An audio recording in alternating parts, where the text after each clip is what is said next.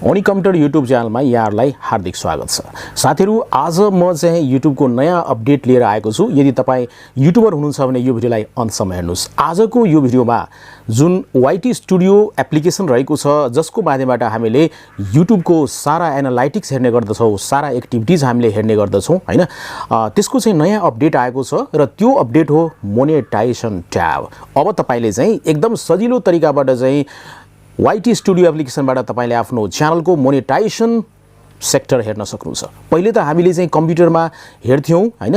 र मोबाइलमा पनि डेस्कटप मोडमा हेर्थ्यौं, तर अहिले चाहिँ तपाईले YT स्टुडियो एप्लिकेसनमा मोनेटाइजेसन ट्याब हेर्न सक्नुहुन्छ र सम्पूर्ण कुराहरु जान्न सक्नुहुन्छ मोनेटाइजेसन सम्बन्धी। खास गरेर नयाँ युट्युबर साथीहरुको लागि त एकदम नै राम्रो रहेको छ। यो जानलाई यो भिडियोलाई अन्तसम्म हेर्नुस्, यो भिडियोलाई लाइक गर्नुस्, सोशल मिडियामा शेयर गर्नुस् र ओनिक कम्प्युटर युट्युब च्यानललाई अहिलेसम्म पनि सब्स्क्राइब गर्नुभएको छैन भने रातो बटनमा टच गर्नुस् र सब्स्क्राइब गर्नुस्। अब लागौं आजको विषयवस्तुतिर। म कुरा गर्दै छु मोनेटाइजेसन। युट्युबरको लागि मोनेटाइजेसन कति महत्त्वपूर्ण हो यो यहाँहरुलाई थाहा छ। यदि हाम्रो च्यानलमा मोनेटाइजेसन छैन भने त्यो युट्युब चाहिँ पानी बिनाको माछा जस्तो हुन्छ। त्यसैकारणले गर्दाखेरि मोनेटाइजेसनको बारेमा त हामी नयाँ युट्युबर अथवा पुरानो युट्युबर हो सबैले जान्नुपर्ने हुन्छ।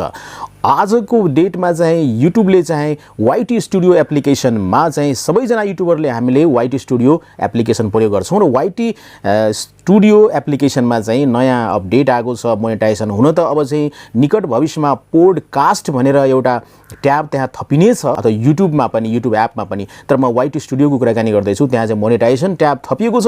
हेरौं मोनेटाइजेसन ट्याब कस्तो रहेको छ। अब लागौं हामी आफ्नो मोबाइलतिर।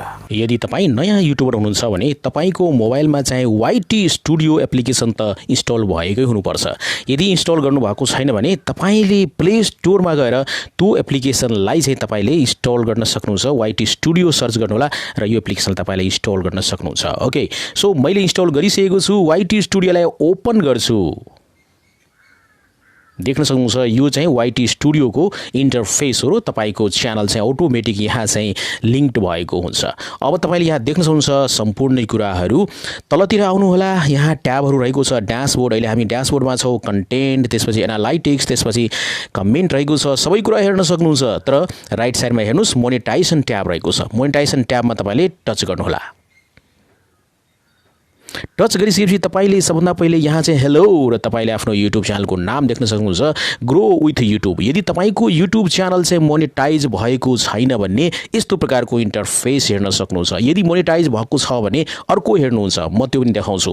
सबभन्दा पहिले यदि तपाईको च्यानल मोनेटाइज भएको छैन भने तपाईले यस्तो इन्टरफेस हेर्न सक्नुहुन्छ। YT स्टुडियोमा चाहिँ मोनेटाइजेसन ट्याबमा यहाँ देख्न सक्नुहुन्छ प्रोग्राम बेनिफिट्स मोनेटाइजेसन।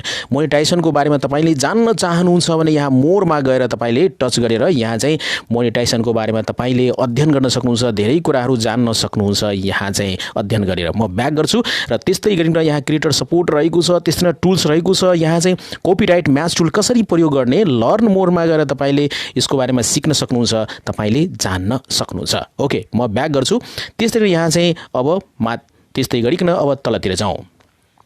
यहाँ रहेको छ हाउ टु जोइन। देख्न सक्नुहुन्छ चारवटा क्राइटेरिया रहेको छ। यहाँ चाहिँ यदि तपाईको च्यानल चाहिँ मोनेटाइज भएको छैन तर तपाईको च्यानल अब चाहिँ मोनेटाइज हुन्छ, हैन, रिक्वायरमेन्ट पूरा भयो भने युट्युबको चारवटा रिक्वायरमेन्ट रहेको छ। पहिलो रिक्वायरमेन्ट हेर्नुस्, यहाँ रहेको छ सब्स्क्राइबर्स।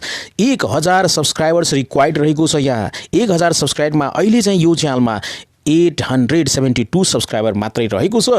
रिक्वायरमेन्ट पूरा भएको छैन भन्दाखेरि यो देख्न सक्नुहुन्छ ब्लू लाइन यो बढ्दै गइरहेको हुन्छ, प्रोग्रेस हुँदै जान्छ, बढ्दै जान्छ। देख्न सक्नुहुन्छ अहिले चाहिँ यहाँ रहेको छ। ओके, त्यसैले दोस्रो रिक्वायरमेन्ट रहेको छ 4000 घण्टा वाच टाइम पुग्नु पर्ने हुन्छ। त्यसमा चाहिँ 4000 घण्टा वाच टाइम रिक्वायर्ड रहेको छ। त्यसमा चाहिँ 2926 घण्टा पब्लिक वाच आवर रहेको छ यो च्यानलमा चाहिँ। यहाँ देख्न सक्नुहुन्छ प्रोग्रेस बढ्दै जान्छ।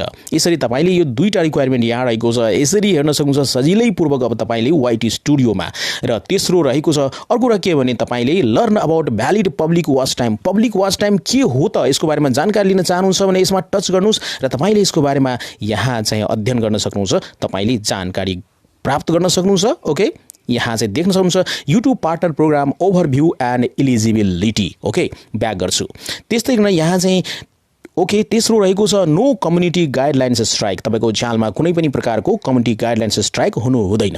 त्यसैमा चौथो रहेको छ 2 स्टेप भेरिफिकेसन। ओके, तपाईको जीमेलमा चाहिँ 2 स्टेप भेरिफिकेसन सेटअप भएको हुनुपर्छ र यसरी भयो भने त्यहाँ एप्लाई नाउ रहेको छ, यहाँ बटन हुन्छ, तर मैले एप्लाई नाउमा टच गरिसकेको छु। टच गरिसकेपछि यहाँ देख्न सक्नुहुन्छ यहाँ टिक लागेको छ र we will send you an email when you are eligible to apply. जब एप्लाईको लागि एलिजिबल हुन्छ मेरो च्यानल, त्यति बेला चाहिँ तपाईले यहाँ चाहिँ अर्कै बटन प्राप्त गर्न सक्नुहुन्छ र अगाडि प्रोसेस गर्न सक्नुहुन्छ। यदि तपाईको च्यानल मोनेटाइज छ भने र तपाईले मोनेटाइज यहाँ ट्याबमा टच गर्नुहुन्छ भने तपाईले यहाँ यस्तो प्रकारको इन्टरफेस देख्न सक्नुहुन्छ। You are a YouTube partner. हस् साथीहरु, यो सानो भिडियो यहाँलाई कस्तो लाग्यो यसको बारेमा जानकारी गराउनलाई कमेन्ट गरेर यो भिडियोलाई लाइक गर्नुहोस्, सोशल मिडियामा शेयर गर्नुहोस् र ओनिक कम्प्युटर युट्युब च्यानललाई अहिलेसम्म पनि सब्स्क्राइब गर्नुभएको छैन भने सब्स्क्राइब गर्नुहोस्। किन भन्दाखेरि यस्तै प्रकारको भिडियो म यो च्यानलमा चाहिँ लिएर आउँछु।